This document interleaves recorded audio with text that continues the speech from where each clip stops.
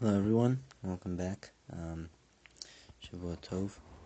We are, help of God, continuing with Sefer Chavetz Chaim, day 20. But considering I sent out the survey, and I did receive some feedback, I decided that I'm going to just summarize today's content in Sefer Chavetz Chaim. Okay, so the first seif of today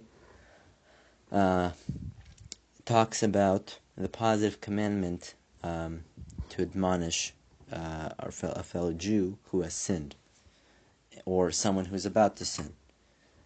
So someone who listens to Lashon Hara often will, transgress this positive command of admonishing a fellow Jew and failing to rebuke them when they're speaking Lashon Hara. So when one accepts Lashon Hara Rechilut, he transgresses this commandment of Ocheach Tocheach. You shall surely reprove your fellow. This is in Sefer Vayikra, chapter 19, verse 17. So, for example, Ruvain started speaking Lashon Hara about Levi. Shimon knows that Levi will heed words of rebuke, and he will stop speaking Lashon Hara. But even in the case where Shimon is not sure that Ruvain will stop speaking Lashon Hara, he's nevertheless, halacha mandates him to rebuke Ruvain. Now, it's interesting to note that the Chavetz Chaim does not point out the case where a person knows that his rebuke will not be heeded. And that in that case, there's a famous Gemara in Masechet Yevamot, 65b, that says that just as it's a mitzvah to say words of rebuke that will be accepted, so too there is a mitzvah not to say words of rebuke that will not be accepted. So in that case, if someone finds himself hearing Lashon Hara and you know that your words of rebuke will not be heeded to, it's a mitzvah not to say anything. And then the Chavetz Chaim also writes that if one finds himself in a group of Lashon Hara speakers, this is the Chavetz Chaim writes this further when he talks already about the halacha in Klal 6, that even though he thinks that his rebuke will not be heeded, but since this is a public setting and not saying anything will cause the group to think that he is in tacit agreement, the Chavetz Chaim says that you have to rebuke the group. But the Chavetz Chaim does not mention this, and that's, but we will get to that. Okay, so you might think that, when I'm listening to Lashon Hara, I can just resolve in my head, when he finishes his account of Lashon Hara Rechilut, I'm gonna rebuke him afterwards. You have this reasoning, right? Maybe he's not gonna listen. I'm gonna rebuke him after he's done speaking Lashon Hara. Now the Chafetz Chaim uses very logical reasoning to disprove that thinking. So, for example, he says, if you were to see someone eating pork, right? A Jew's not allowed to eat pork. And you say, I'm going to let him finish eating pork, and then after he's done, I'm going to rebuke him. Obviously, a person will not do that. He sees someone eating pork, he will rebuke him right away. And furthermore, every kizayitz, right? Every olive's worth of pork that a person eats, he transgresses yet another command. So you just standing by and saying, I'm going to let him finish committing the sin and then I'll rebuke him. No, you have to stop. You have to stop right in the middle. You have to stop him right in the middle of the sinful act and rebuke him. And so too, regarding Lashon Hara, you see him speaking Lashon Hara, you have to rebuke him right away. But the Chavetz Chaim does say that there are cases where you are allowed to wait until the person finishes speaking Lashon Hara, and you're to rebuke them afterwards. So what are these cases?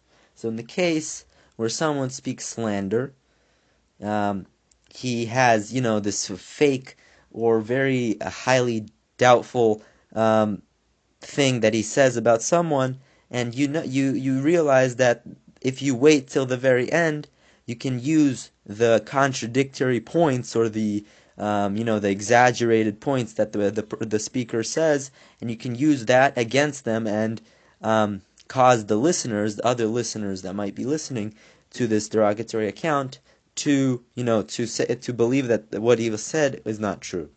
So in that case, you are allowed to wait till he's done speaking in order to disprove and debunk the entire account.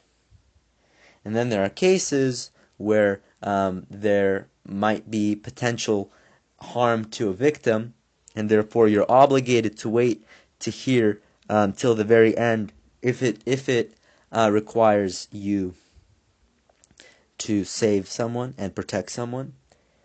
But the Chafetz Chaim will explain all this later. And someone who interrupts his fellow and rebukes him does a great mitzvah, and someone who doesn't transgresses this positive commandment. And now moving on to the next the next positive commandment. And this one talks about the command to associate with righteous people, with good, God-fearing people. And by inference, you can infer that if the Torah commands us to associate with good people, it thereby commands us to avoid associating with wicked people. So if someone goes voluntarily and chooses to associate with people who speak Lashon Hara, he violates this mitzvah of Uvot Tidbak. To him you shall cleave. This is in Sefer Dvarim, chapter 10, verse 20. And the Chazal, the sages in Masechet Ketubot, explain that this is a mitzvah to cling to Torah scholars in every possible way. And it says, you have to drink with Torah scholars, do business with Torah scholars, attach to them by any means by any means of association, and obviously to learn from their ways. Right? All this is as an objective to learn from their ways. So if someone does the polar opposite, he associates with wicked people, he associates with Lashon Hara speakers, and he voluntarily chooses to go to a group of people who are wicked people who balei Lashon Hara, habitual Lashon Hara speakers, to hear them say something to defame a fellow Jew, or yourself to go and defame a fellow Jew in front of them, you obviously transgress this positive commandment in addition to numerous other commandments. And this is especially relevant in regards to going to a wedding, and there are many different tables that you can join, and it's very important to join a table of people who are righteous, God-fearing, and those who do not speak Lashon Hara. Because otherwise, if you join a people who do speak Lashon Hara, you will violate the command of to him you shall cling. And that is the end of today's content. Thank you very much for listening. We will continue B'ezrat Hashem tomorrow.